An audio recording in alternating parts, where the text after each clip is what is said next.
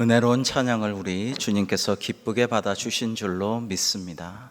사랑하는 성도 여러분에게 오늘 하나님의 한량없는 은혜와 복이 함께 하시기를 주님의 이름으로 축복합니다. 오늘은 현충일이죠. 우리 순국 선열들을 기억하고 감사하고 기념하며 또한 잠시 묵도하고 기도하는 날입니다. 근데 오늘은 또 6월의 첫 주일인 오늘은 38번째 환경주일이기도 합니다. 잠시 짧은 영상을 함께 보시겠습니다.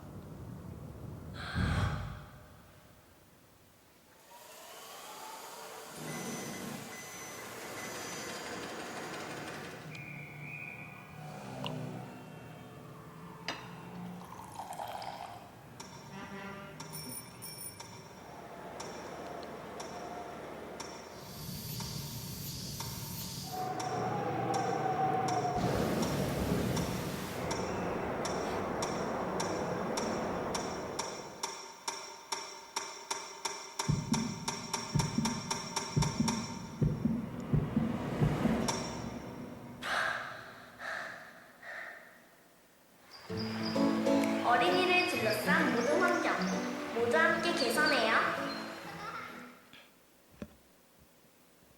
네, 1972년에 스웨덴 스톡홀름에서 UN 인간환경회의가 개최가 되었습니다. 오직 하나뿐인 지구라는 슬로건을 걸고 세계 각국에서 114개국 대표가 참가해서 오늘날 지구환경 논의의 기본 헌장이 된 인간환경선언을 채택하였고요. 바로 어제인 6월 5일 날짜로 환경의 날을 제정하였습니다. 그간 우리나라는 개발과 성장에 몰두함으로 인해서 이 환경 문제에 대해서 많이 뒤처졌죠. 그래서 1984년에 한국교회는 최초로 이 환경주일 예배를 드리기 시작하여 오늘 38회를 맞이하게 되었습니다. 그런데 하나님께서 창조하신 자연환경에 대한 인식과 이 창조 질서의 보존을 위한 실천은 지금도 교회 내에서도 많이 부족한 상황입니다. 오늘 주신 하나님의 말씀 로마서 12장 1, 2절을 우리 같이 한번 읽어 보실까요? 로마서 12장 1, 2절입니다. 시작. 그러므로 형제들아 내가 하나님의 모든 자비하심으로 너희를 권하노니 너희 몸을 하나님이 기뻐하시는 거룩한 산 제물로 드리라. 이는 너희가 드릴 영적 예배니라. 너희는 이 세대를 본받지 말고 오직 마음을 새롭게 함으로 변화를 받아 하나님의 선하시고 기뻐하시고 온전하신 뜻이 무엇인지 분별하도록 하라. 아멘. 여러분, 주신 말씀에 의지하여서 볼 때에 하나님의 선하시고 기뻐하시고 온전하신 뜻을 분별하여 우리를 거룩한 산 제물로 하나님께 드리고 영적 예배를 드린다라는 것은 과연 어떤 것일까요? 첫 번째로 그것은 하나님의 뜻을 분별하고 깨닫는 것입니다. 오늘 말씀 1절에서 형제들아 내가 하나님의 모든 자비하심으로 너희를 권하노니 너희 몸을 하나님이 기뻐하시는 거룩한 산 제물로 드리라. 이는 너희가 드릴 영적 예배니라고 하셨습니다. 여러분, 하나님과 사람 사이가 우리의 죄악과 원죄 이후의 모든 잘못으로 인해서 어그러졌죠. 온전한 관계와 그전과 같은 친교가 이루어질 수가 없었습니다. 그리고 가인은 동생 아벨을 죽이고 그 전에도 아담과 하와가 서로 탓하고 불화하면서 인간관계도 깨어졌죠. 그래서 인간들은 미워하고 갈등과 분열 가운데 있게 되었습니다. 그런데 예수 그리스도께서 하나님의 아들이시면서도 하늘 보좌 버리시고 이 땅에 내려오셔서 하나님과 우리 인간의 관계를 회복시켜 주시고 믿는 자마다 말이죠. 그리고 인간과 인간 간의 관계에도 평화를 내려주셨는데요. 이것은 몸소 십자가의 자신을 화목제물로 바침으로써 드림으로써 가능하였던 것입니다. 우리는 이 같은 주님의 본을 받아서 성도로서 그리스도인으로서 주님의 제자로서 우리도 우리 몸을 거룩한 산 제물로 드리고 영적 예배를 드려야 한다라는 말씀입니다. 이 영적 예배라고 할 때 영적이라는 뜻은요, 합당한, 적절한 이런 의미를 내포하고 있습니다. 그러니까 오늘날 우리에게 합당한 예배를 하나님은 원하시고, 오늘날 이 시대 우리 그리스도인들이 해야 할 합당한 적절한 영적 예배를 드려야 된다라는 것입니다. 자, 우리가 어떻게 하면 우리를 산 제물로 드리고 합당하고도 영적인 적절한 예배를 이 시대에 드릴 수 있는가? 그것은 이렇게 성전에서 또 온라인으로 하나님께 드리는 예배만이 아니라 이웃에게 사랑과 말씀과 복음과 주님의 뜻을 분별하여 전하는 일이 우리의 예배 생활뿐만 아니라 생활 예배가 되어야 한다라는 말씀입니다. 그런데 이 이웃을요, 우리 가족이나 친지나 동료나 같이 사는 사람들, 학부형들 이런 데만 국한했던 게 지금까지 우리의 삶인데요. 오늘날 하나님이 우리에게 깨우쳐 주시는 바는요, 하나님이 창조하신 모든 자연 만물 피조 세계가 다 우리의 이웃이다. 우리의 형제자매요, 우리와 한 가족이라는 것을 하나님은 우리에게 밝히 깨우쳐 주고 계시는 것입니다. 예수님께서 십계명을 비롯한 하나님의 모든 율법을 한마디로 요약하셨죠. 그것은 하나님을 내 마음과 정성과 온 힘과 뜻을 다해 사랑할 것이요, 또 내 이웃을 내 몸같이 사랑하라 라는 말씀을 주셨는데요, 여기서 이웃을 더 확대해서 자연, 만물, 하나님이 창조하신 모든 피조물들도 우리의 이웃으로 여기고 그들을 돕고 사랑하고 그들과 더불어 살아가야 한다라는 말씀입니다. 우리가 신구약 성경에 나오는 욥이라든지 고넬료와 같은 의인을 보면요, 그들은 하나님께 참 예배자로 서서 경건한 사람으로 하나님과 이웃에게 인정을 받았습니다. 그런데 거기에 머물지 않고 그들은요, 늘 이 경건한 사람은 이웃들을 돌보고 구제하고 섬기고 그렇게 함으로써 의인이라고 일컬음을 받았습니다. 여러분, 이것이 하나님께서 오늘날 우리에게 가르쳐 주시는 뜻입니다. 하나님께 참 예배자로 서서 의의 제사를 드리고 그러한 경건 생활, 예배 생활뿐만 아니라 우리의 일상에서 이웃을 돕고 구제하고 더불어 사는 생활 예배도 드려야 한다라는 것입니다. 그런데 이 이웃의 범위를 그냥 인간에게만 국한할 것이 아니라 모든 자연 만물, 피조물까지도 우리의 이웃으로 여기고 내 몸같이 사랑하는 마음을 가져야 한다라는 말씀입니다. 금년은 파리 기후협약에 따라서 세계 모든 나라들이 탄소 중립을 위한 구체적인 목표를 제시하고 온실가스 감축을 실천하도록 되어 있는 첫 해입니다. 올해부터 이것이 발효가 되는 것입니다. 얼마 전 5월 30일, 31일 양일간에 걸쳐서 우리나라 세계 정상회의 중에 가장 많은 인원이 이제 우리나라의 기후 정상회의로 모였죠. 서울에서 열린 녹색 성장과 글로벌 목표 2030을 위한 연대라는 이른바 P4G 정상회의인데요. 여기서 서울 선언문이라는 것이 채택이 되었습니다. 온실가스 감축 목표를 상향하고 개발도상국에 대한 녹색 전환을 지원하고 그리고 탄소를 비롯한 또 석탄을 비롯한 여러 재생에너지 확대와 탈석탄 등 에너지 전환을 하겠다라는 적극적인 의지를 국제사회가 다짐했습니다. 표명했는데요.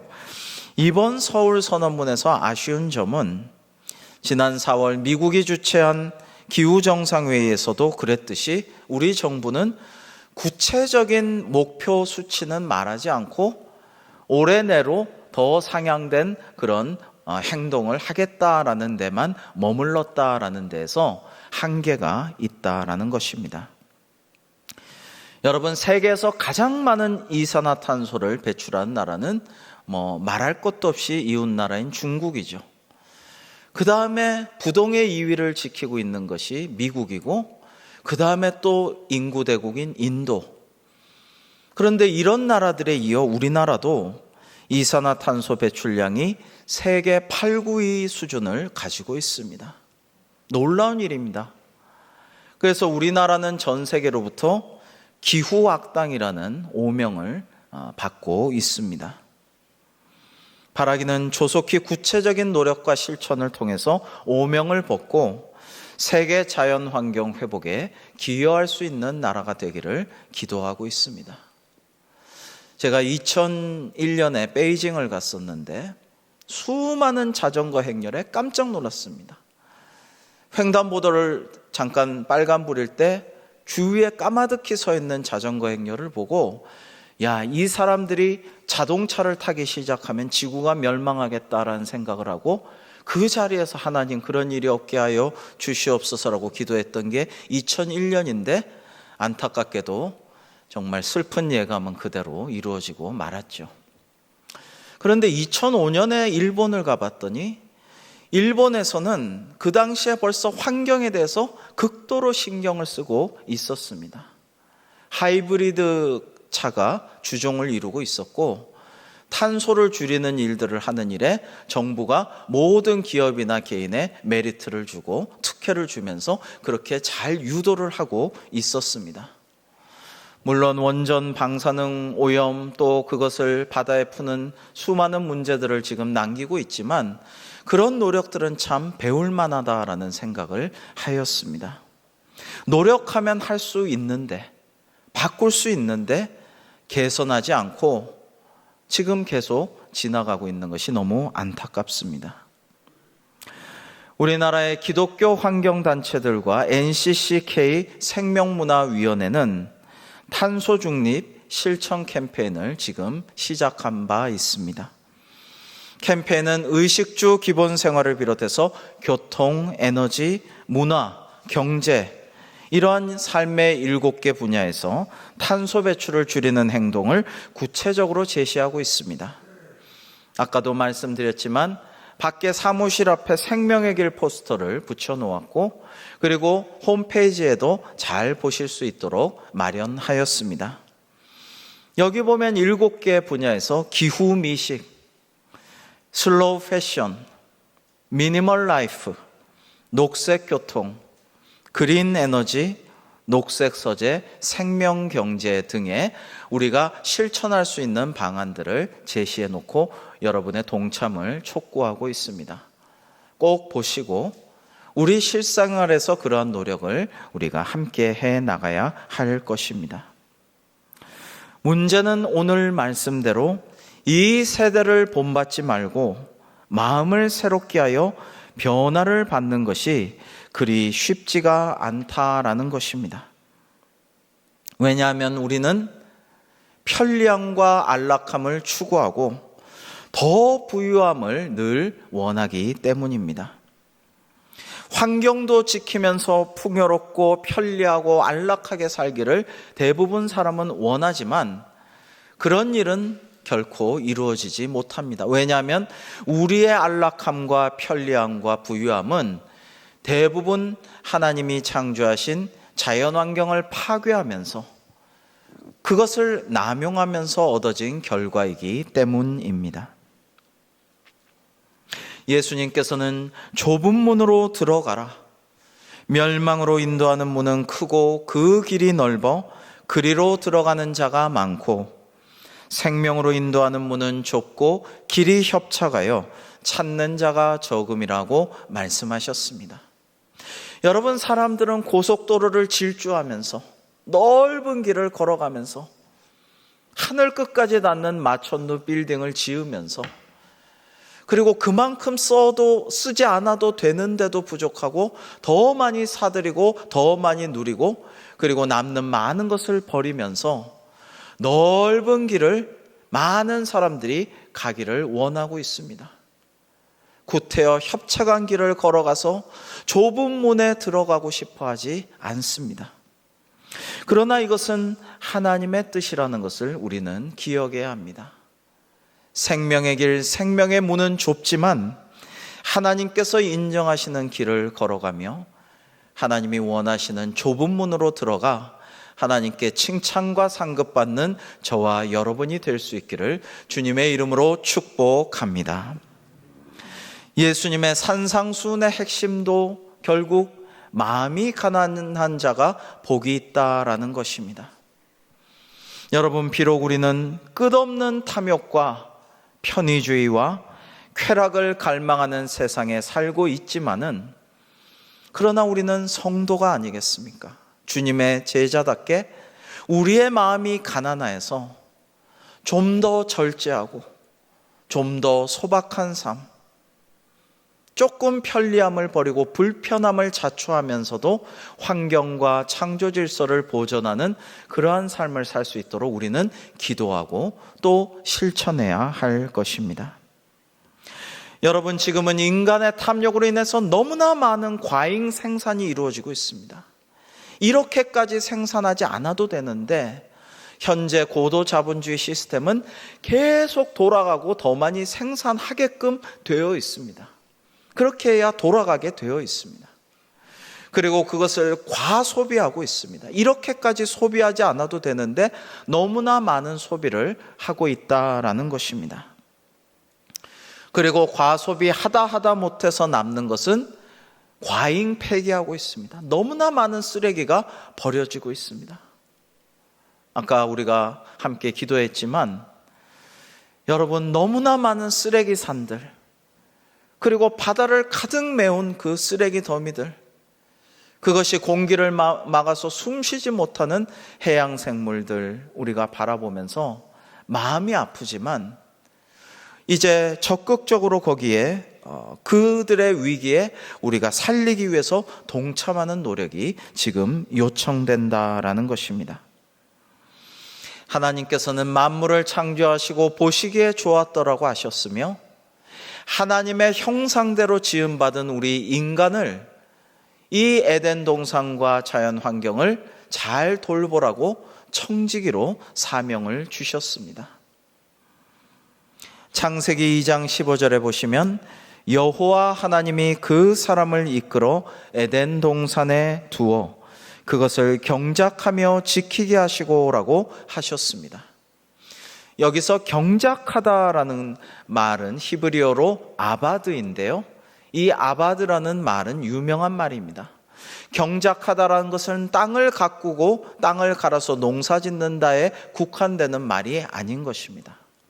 이 아바드란 말은 하나님을 예배하고 섬기다, 종으로 일하다라는 의미를 같이 가지고 있습니다. 즉 하나님께서 땅을 경작하고 지키라 하신 뜻은 이 땅을 통해서 자연 만물을 통해서 섬김을 보여주고 이것을 잘 관리하며 그것을 통해서 하나님께 경배하고 예배하라라는 의미를 가지신 말씀입니다.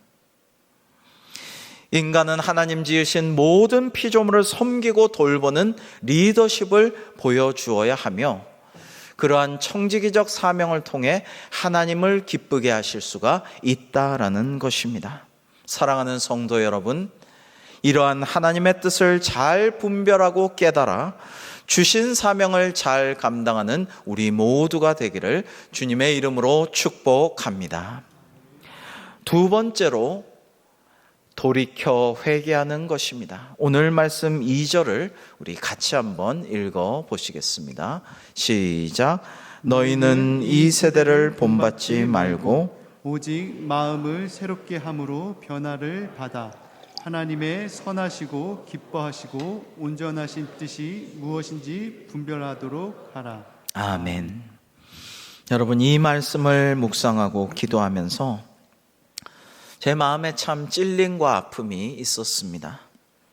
너희는 이 세대를 본받지 말라라고 하셨는데 오늘날 이 기후위기, 지구 환경에 창조 질서의 보존을 하지 못하고 무너지는 이 환경과 상황에 나도 많이 일조하였지, 많이 그런 일을 하였지라는 생각을 하면서 참 마음의 찔림을 받았습니다. 뿐만 아니라 하나님의 교회, 하나님의 백성, 주님의 성도들조차 마치 세상 사람들과 똑같은 양, 그렇게 지금까지 살아왔음을 고백하지 않을 수가 없습니다. 교회부터, 우리부터 회개해야 할 것입니다. 경쟁적으로 크고 화려한 예배당을 짓고 자랑하고 성도들로 하여금 물질적인 풍요로움을 추구하도록 부추긴 죄를 회개해야 합니다.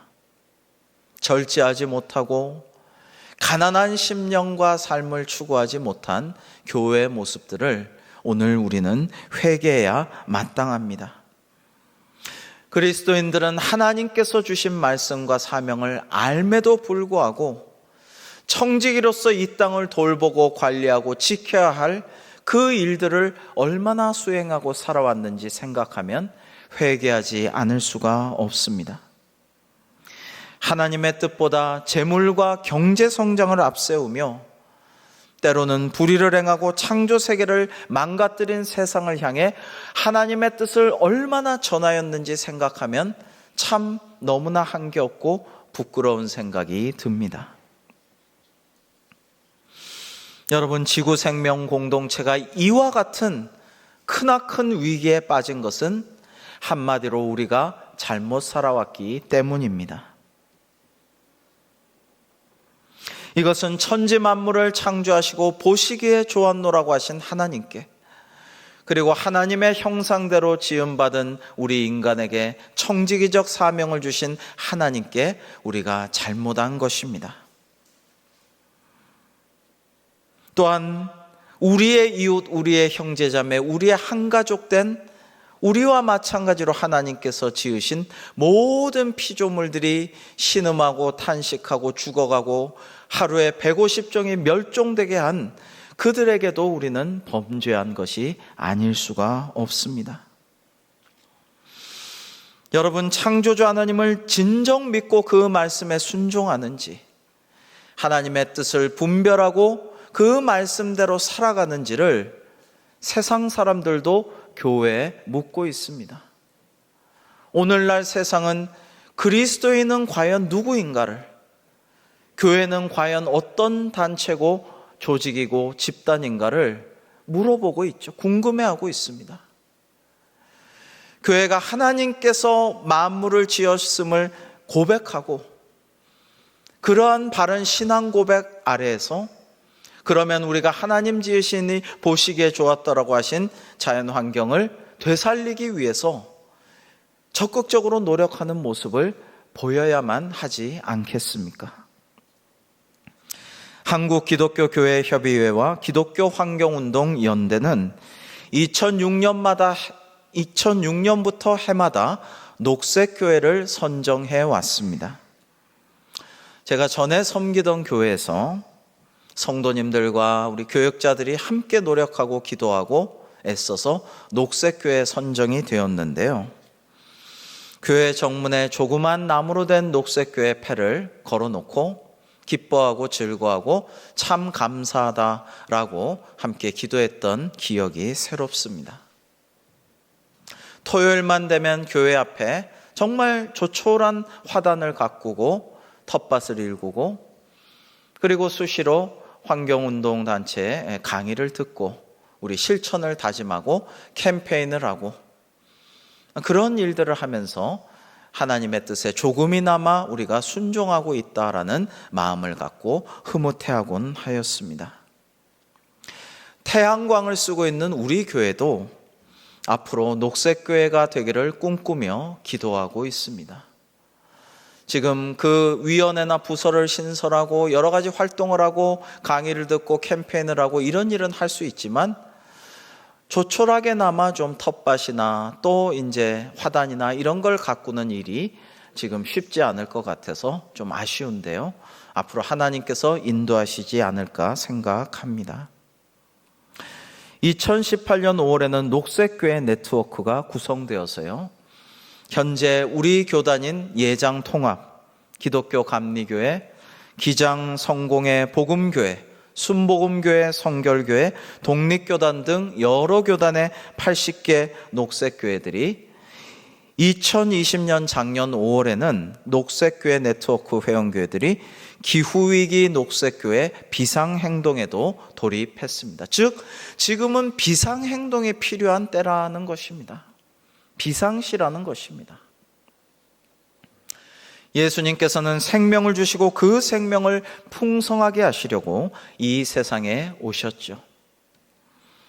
교회가 공인한 가장 오래된 신앙 고백인 니케아 콘스탄티노플 신조는 성령 하나님을 생명을 주시는 분이라고 고백한 바 있습니다. 즉, 성부, 성자, 성령님은 우리에게 생명을 주시고 그 생명을 보존하시는 하나님이시라는 것입니다. 그러나 이러한 생명과 창조 질서를 파괴하는 방식으로 더 부유한 경제 성장을 추구한다면 그것은 하나님을 우리가 부인하는 그러한 행동이라고 할 수가 있습니다. 사랑하는 성도 여러분, 오직 마음을 새롭게 함으로 변화를 받으라는 말씀은 한마디로 회개하라는 말씀입니다.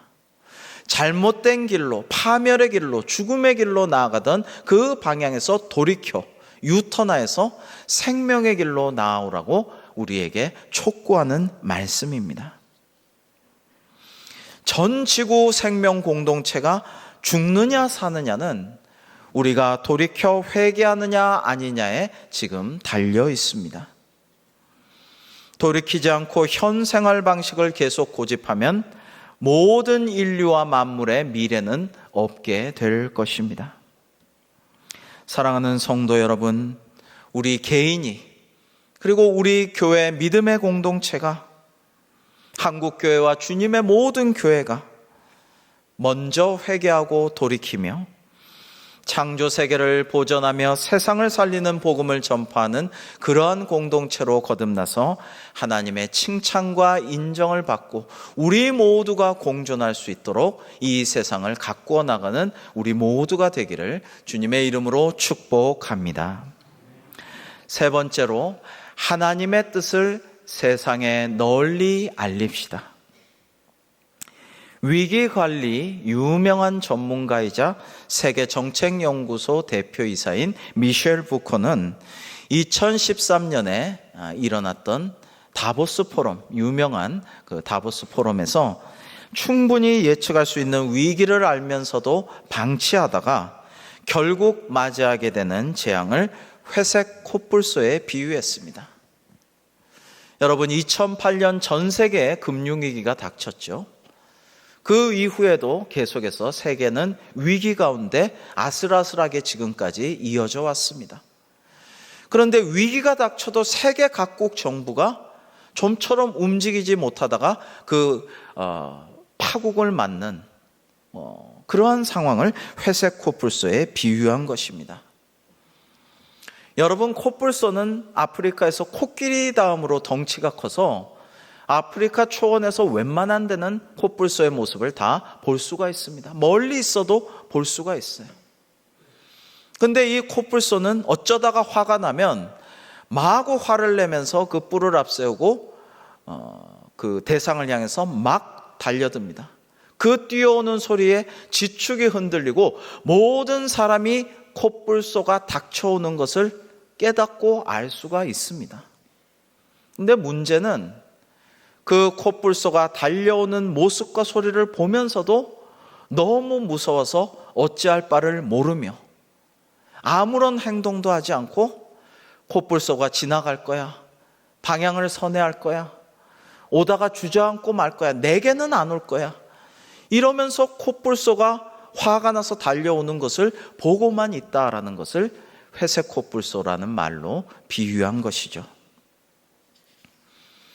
지금 이 세계는 화가 나서 지축을 울리며 달려오는 회색 코뿔소를 애써 외면하고 가만히 앉아있는 형국입니다. 우리는 지금 위험한 코뿔소가 우리를 향해 뛰어오고 있음을 알아야 할 것입니다. 그리고 하나님의 뜻을 분별하여 깨달은 바를 우리만 회개하고 돌이킬 데 그치지 아니하고 온 세상에 널리 알려야만 합니다. 노아 시대에 홍수가 일어나 멸망이 닥치기 직전까지도 사람들은 그들을 불쌍히 여긴 노아의 말을 무시하고 노아 가족을 조롱하면서 먹고 마시고 즐기고 시집가고 장가가면서 그렇게 있다가 한순간에 다 공멸하고 말았습니다. 환경오염과 기후위기로 인해 수많은 동식물이 죽고 인류의 생존조차 위협받고 있지만 대부분의 사람들은 더 많이 생산하고 더 많이 소비하고 더 많이 버리는 일에만 급급해 있습니다. 여러분, 경제학 책을 좀 읽었는데요, 참 놀라운 사실을 보았어요. 최근에 중국은 무려 36억 명이 살 수 있는 아파트를 다 지어 놓았는데 그들의 인구는 지금 15억밖에 되지 않으므로 중국의 숱하게 유령 도시들이 널려 있다는 것입니다. 아무도 살지 않는 유령 도시들이 널려 있고 거기에 아파트들에는 36억 명이 거주할 수 있게끔 미리 지어 놨다는 겁니다. 아파트에 들어가기만 하면 돈 되니까 지자체마다 그런 유령 도시를 지어놨지만 지금 어떻게 됐습니까? 중국도 인구 위기에 지금 닥쳐가지고 이제 소황제 한 명만, 그냥 소황때 한 명만 낳게 되었던 정책이 2명이 되었다가 이제는 3명도 허용한다라고 바뀌게 되었죠. 여러분, 이러한 시기에 우리는 살고 있습니다. 현재 삶의 방식은 지속 가능하지 않습니다. 이렇게 살면 지구 멸망을 초래한다는 것이 너무도 분명한데 세상 사람들은 마치 아무 일도 일어나지 않을 것처럼 살아가고 있습니다. 전부터 전기 콘센트 하나라도 빼고 절전에 힘쓰고 꼭 텀블러를 쓰고 꼭 재생용지를 사용하고 웬만한 것들은 그냥 있는 것을 재활용하면서 살아가고 물도 그냥 버리지 않고 아껴 쓰고 여러 가지로 이런 삶을 실천하려고 기도하고 노력하고 있지만 주변의 이야기에도 그렇게 따라하는 사람은 별로 없다라는 것을 느끼고 있습니다. 당신이 아는 것은 굳이 말리지 않겠지만 나는 굳이 그렇게까지 째째하게 초라하게 그렇게 살고 싶지는 않다라는 심정이 아닐까 생각합니다. 그러나 하나님은 선지자 에스겔을 파수꾼으로 임명하시면서 사람들에게 멸망을 경고하라 하시고 사람들이 말을 듣지 않으면 그것은 네 책임이다, 파수꾼인 너의 책임이다 라고 에스겔에게 말씀하셨습니다. 오늘 하나님께서는 우리가 하나님의 뜻을 분별하고 하나님의 선하시고 기뻐하시고 온전하신 뜻을 깨우쳐서 돌이킬 뿐만 아니라 그 뜻을 세상에 널리 전하기를 원하십니다. 우리 가족에게, 우리 친지와 친구에게, 우리 이웃에게, 직장 동료에게 세상에 널리 전하고 이 기후위기를 모면하고 하나님의 창조 질서를 보존할 수 있도록 우리를 사용하여 주실 것입니다. 여러분, 우리는 이것을 위해 기도해야 됩니다. 남의 일이 아닙니다. 이미 닥쳐온 위기입니다. 우리는 간절히 기도하고 저 7가지 실천 강령이 적힌 포스터도 들여다보고 실천을 위해서 노력하고 그렇게 함으로써 나부터 우리 주변부터 조금씩 바뀌어 나가면서 하나님께서 기뻐하시는 놀라운 이 세계 회복, 창조 질서의 보존, 그리고 모두가 지속 가능한 삶을 살 수 있도록 하나님의 은혜를 받는 저와 여러분, 한국교회, 이 나라, 이 민족과 온 세상이 될 수 있기를 주님의 이름으로 축원합니다. 우리 오늘은요, 이제 우리 깨닫고 돌이키고 알립시다라는 오늘의 말씀의 의미를 생각하면서 환경주일 공동 기도문으로 함께 기도하시겠습니다. 우리 함께 한 목소리로 기도하시겠습니다. 시작. 지구상 모든 생물을 종류대로 창조하신 하나님, 주님께서는 창조하시고 보시기에 좋았더라고 하신 온갖 동식물이 조화롭게 공존하며 아름다운 세상을 만들어가게 하셨습니다. 그 아름다운 세상에서 온갖 생물이 번성하고 열매를 맺게 하셨습니다. 창조주이신 하나님, 저희들은 주님께서 만드신 그 다양하고 아름다운 세상에 의존하여 살고 있습니다. 다양하고 아름다운 세상이 없이는 인간도 존재할 수 없음을 깨닫게 하옵소서. 수많은 동식물이 멸종함으로 다양성을 상실하고 있는 이 세상에서 인간만의 세상, 그러한 인류의 삶도 끝나가고 있음을 깨닫게 하시옵소서. 상한 갈대를 꺾지 않으시고 꺼져가는 등불도 끄지 않으시는 하나님, 저희들로 하여금 작은 생명 하나까지도 사랑하고 돌보시는 하나님의 마음을 품게 하시고 이 세상에서 죽어가는 동식물들을 안타까운 마음으로 바라보게 하시옵소서. 계속해서 더러워져가는 땅과 물과 공기를 참회하는 마음으로 바라보게 하시옵소서.